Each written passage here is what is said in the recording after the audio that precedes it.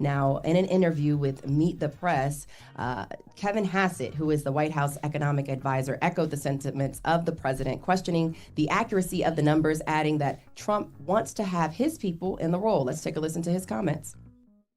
There have been a bunch of patterns that could make people wonder, and I think the most important thing for people to know is that it's the president's highest priority that the data be trusted and that people get to the bottom of why these revisions are so unreliable. The president wants his own people there so that when we see the numbers, they're more transparent and more reliable. And if there are big changes and big revisions, we expect more big revisions for the jobs data in September, for example, then we want to know why. We want people to explain it to us. That should be the biggest concern to all Americans. Like, you cannot just get rid of people because they're not saying what it is you want them to say. If the numbers come out for jobs and the unemployment, rate is high, then you just got to own that.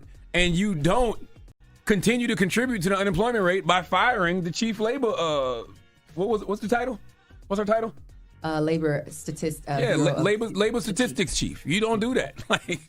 You come out, a report comes out that says the unemployment rate is high under you, so you decide to add to it.